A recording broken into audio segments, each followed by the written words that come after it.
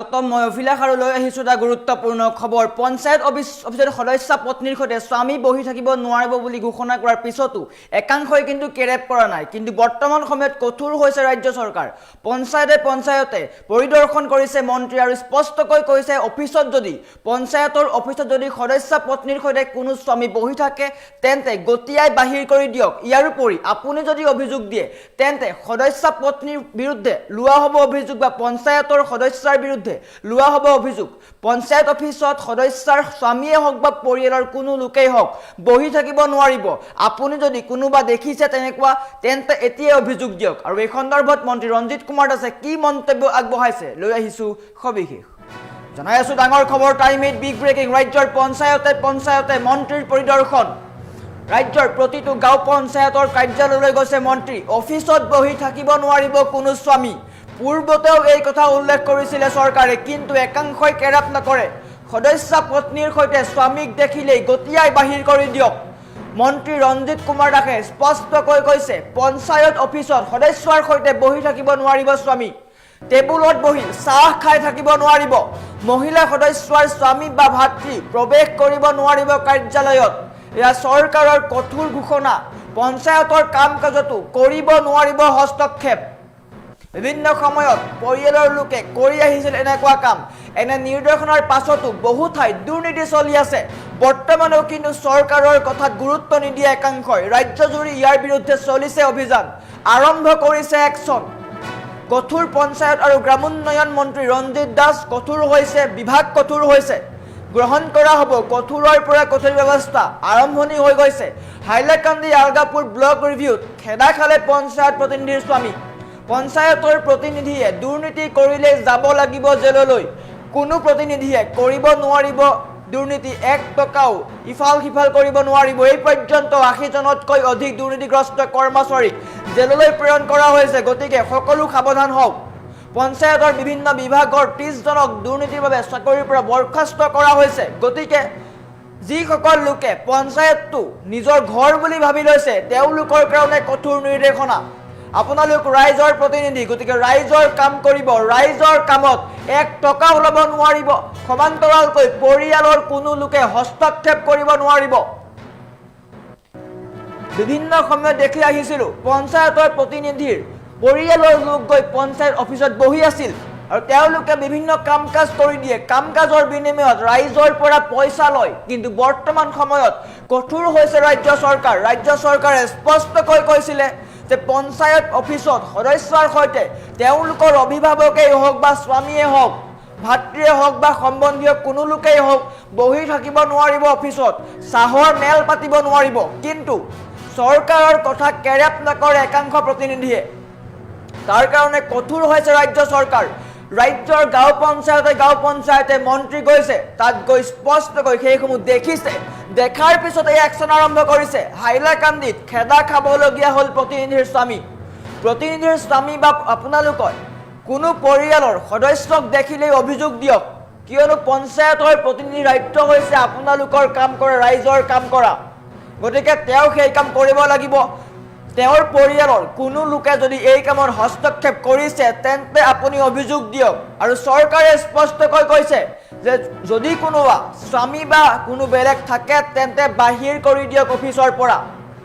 অফিচত কেৱল পঞ্চায়তৰ সদস্য থাকিব লাগিব বা প্ৰতিনিধি থাকিব লাগিব আৰু তেওঁ ৰাইজৰ কাম কৰিব লাগিব। কোনো পৰিয়ালৰ লোক গৈ, কোনো ঘৰৰ লোক গৈ তাত বহি থাকিব নোৱাৰিব। বহি থকা দেখিলেই আপুনি চৰকাৰক অভিযোগ দিয়ক। কঠোৰ হ'ব চৰকাৰ। মন্ত্ৰী ৰঞ্জিত কুমাৰ দাসে মন্তব্য আগবঢ়াই পোনপটীয়াকৈ কৈছে এই ক্ষেত্ৰত গ্ৰহণ কৰা হ'ব কঠোৰৰ পৰা কঠোৰ ব্যৱস্থা। পূৰ্বতেও কৈ অহা হৈছিলে।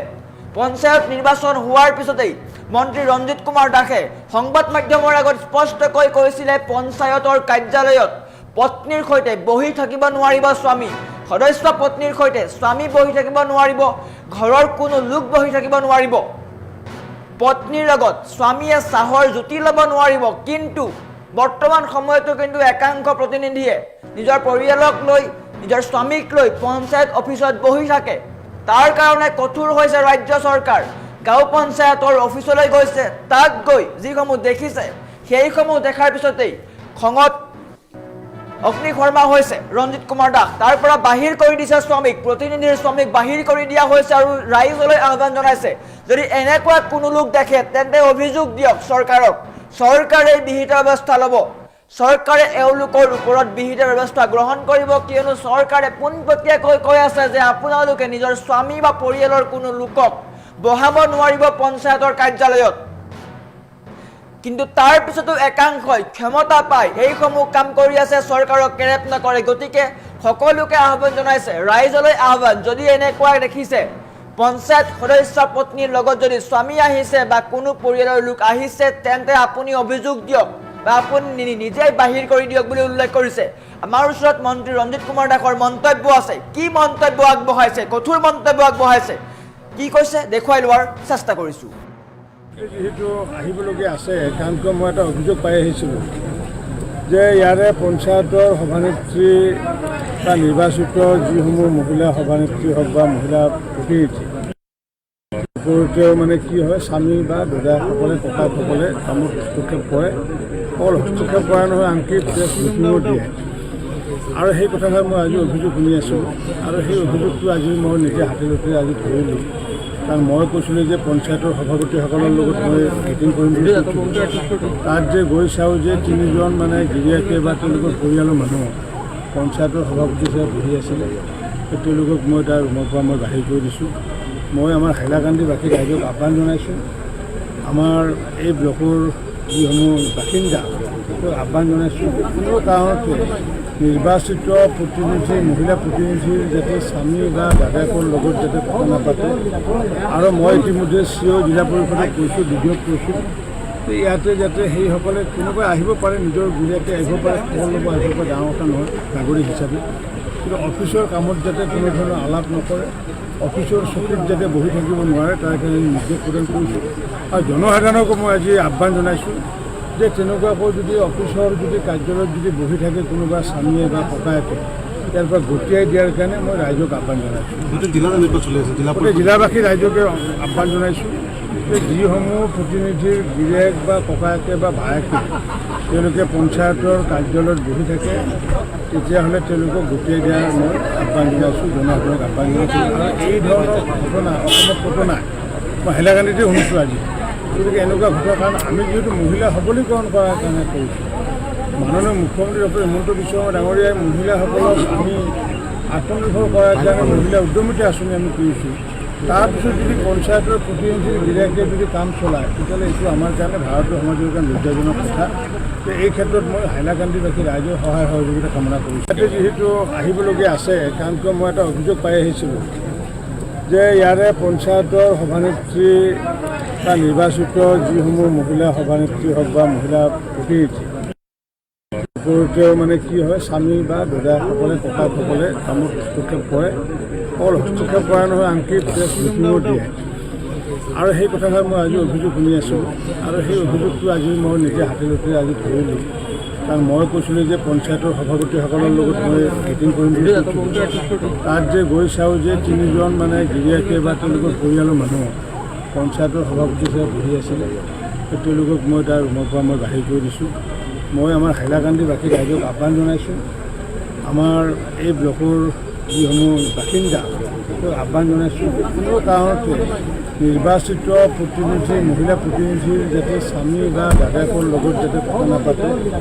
আৰু মই ইতিমধ্যে চিঅ জিলা পৰিষদক কৈছোঁ বিডিঅ'ক কৈছোঁ যে ইয়াতে যাতে সেইসকলে কোনোবাই আহিব পাৰে নিজৰ গিৰিয়াকে আহিব পাৰে খবৰ ল'ব আহিব পাৰে ডাঙৰ কথা নহয় নাগৰিক হিচাপে কিন্তু অফিচৰ কামত যাতে কোনো ধৰণৰ আলাপ নকৰে অফিচৰ চকীত যাতে বহি থাকিব নোৱাৰে তাৰ কাৰণে নিৰ্দেশ প্ৰদান কৰিছোঁ আৰু জনসাধাৰণকো মই আজি আহ্বান জনাইছোঁ যে তেনেকুৱাকৈ যদি অফিচৰ যদি কাৰ্যালয়ত যদি বহি থাকে কোনোবা স্বামীয়ে বা ককায়েকে ইয়াৰ পৰা গতিয়াই দিয়াৰ কাৰণে মই ৰাইজক আহ্বান জনাইছোঁ গোটেই জিলাবাসী ৰাইজকে আহ্বান জনাইছোঁ যে যিসমূহ প্ৰতিনিধিৰ গিৰিয়েক বা ককায়েকে বা ভায়েকে তেওঁলোকে পঞ্চায়তৰ কাৰ্যালয়ত বহি থাকে তেতিয়াহ'লে তেওঁলোকক গতিয়াই দিয়াৰ মই আহ্বান জনাইছোঁ জনসাধাৰণক আহ্বান জনাইছোঁ আৰু এই ধৰণৰ ঘটনা অসমত ক'তো নাই মই হাইলাকান্দিতে শুনিছোঁ আজি গতিকে এনেকুৱা ঘটনাৰ কাৰণ আমি যিহেতু মহিলা সবলীকৰণ কৰাৰ কাৰণে কৰিছোঁ